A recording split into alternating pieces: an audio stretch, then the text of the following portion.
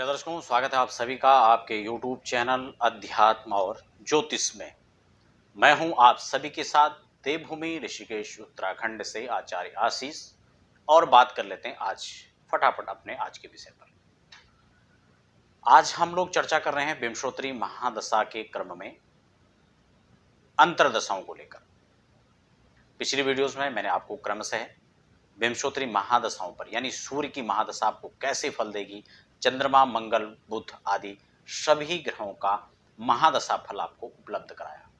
अब अंतरदशा में क्रम में मैं आपसे क्रमशः आपके साथ में चर्चा करूंगा कि सूर्य की महादशा में सूर्य का फल कैसा रहेगा, चंद्र मंगल कैसे रहेंगे, कौन सी अंतरदशा आपके लिए कैसे रहेगी, चंद्रमा के अंतर कैसे रहेंगे। हम लोग फटाफट आज इस चर्चा को शुरू करें। इससे पहले आप यदि नए दर्शक हैं तो चैनल को सब्सक्राइब करते हुए आप आगे बढ़ें, ताकि आने वाले समय में अध्यात्म और ज्योतिष की तमाम वीडियोस आप देख सकें। आइए फटाफट शुरू कर लेते हैं। सबसे पहले हम सूर्य में चंद्रमा की बात करेंगे। चंद्रमा की दशा आपको धन धान्य से संपन्न करती है, कांचन आदि का लाभ आपको देती है, कामनी का लाभ देती है यानी स्त्री का लाभ आपको देती है, मातृसुख यहाँ पर आपको मिलता है और अनेक प्रकार से व्यवसाय आदि में भी आपको शुभ लाभ प्राप्त होते हैं। लेकिन कब? जब चंद्रमा आपकी कुंडली में मजबूत होकर के बलाबल के साथ बैठे हों, शुभ स्थान में बैठे हों, जैसे कि केंद्र में बैठे हों 1 4 7 10, या फिर त्रिकोण में बैठे हों, अपनी शुभ राशि यानी अपने स्वग्रही में होकर बैठे हों, या फिर अपनी उच्च स्थिति में होकर बैठे हों। ऐसी स्थिति में लाभालाभ यदि लाभ भाव में बैठे हों तो यहाँ पर चंद्रमा आपको उत्तम फल देंगे। लेकिन वहीं इसकी विपरीत अवस्था यदि चंद्र क्षीण होकर बैठे हों, नीचे होकर के बैठे हों, या फिर शत्रु क्षेत्र में जाकर बैठे हों, या शत्रु से दृष्ट या पीड़ित हों, ऐसी अवस्था में युति उनके साथ हो तो अशुभ फल भी देंगे।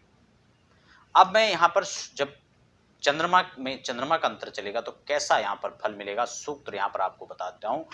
देवता गुरु भक्तिश्च पुण्य श्लोक आदि कीर्तनम, यानी जब चंद्रमा की दशा में चंद्रमा का अंतर होगा उस समय हमारी जो बुद्धि है वो भक्तिमय रहेगी, सात्विक रहेगी।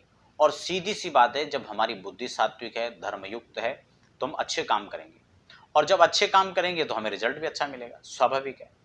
तो इसलिए चंद्रमा का जो अंतर है वो सुखद रहेगा, धन धान्य की वृद्धि आपको कराएगा।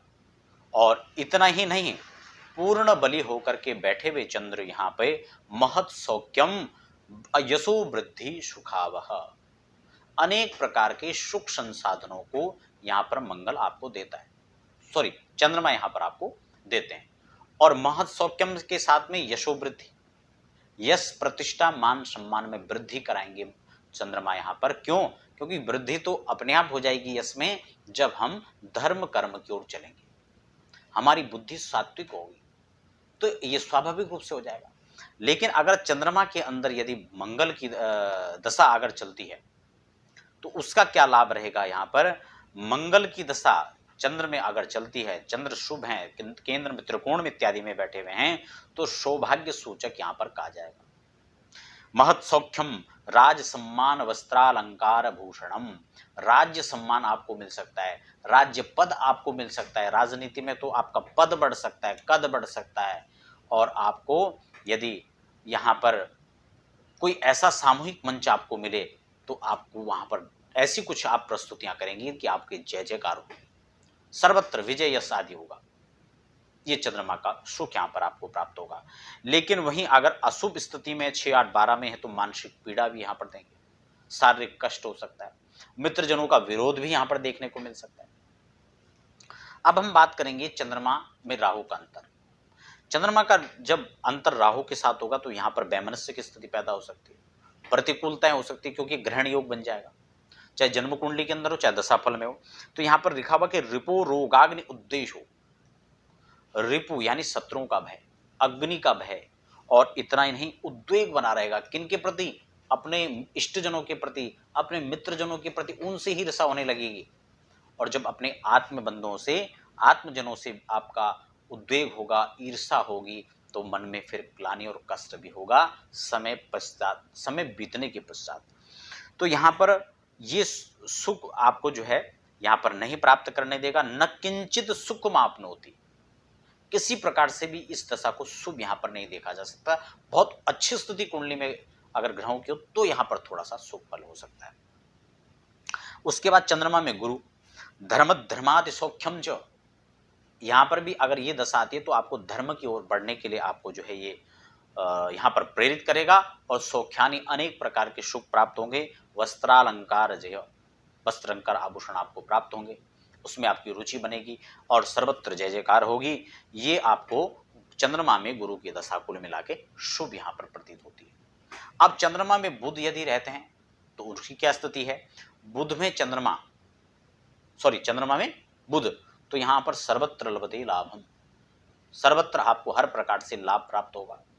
और गज अश्वादि, अच्छा यहाँ पर गज माने हाथी, अश्व माने घोड़ा, यहाँ पर गज अश्व आदि की बात हो रही है। तो इनको हमारे यहाँ प्राचीन समय में वाहन के रूप में प्रयोग में लिया जाता था। तो वर्तमान में उसका सुख हम किस प्रकार से देखेंगे कि हम यदि वाहन खरीदना चाहते हैं तो वाहन सुख आपको मिलेगा। लंबे समय से आप किसी नए वाहन की या फिर आप पहली बार वाहन खरीदे तो आपको एक जो उसके प्रति आपकी इच्छाएं थी जो पूरी नहीं हो पा रही थी, तो वो आपको चंद्र में बुध उसको देने में आपको सहयोग प्रदान करेंगे। अब हम बात कर लेते हैं चंद्रमा की दशा में शुक्र का अंतर कैसा रहेगा। यहाँ पर बहु स्त्री संगमम चात कन्या च मुक्तामणि प्राप्ति चंद्रश्यात गते। अगर चंद्रमा की स्थिति जो है शुक्र के साथ में अंतर में आती है तो आपको बहु स्त्री संगम, अनेक प्रकार से आपको स्त्रियों का सुख मिलेगा। और इतना ही नहीं, चा अर्थ, अनेक प्रकार से अर्थ की भी प्राप्ति होगी। और कन्या का जन्म, अगर संतति होने वाली है तो कन्या के जन्म का योग यहाँ पर ज्यादा बनेगा।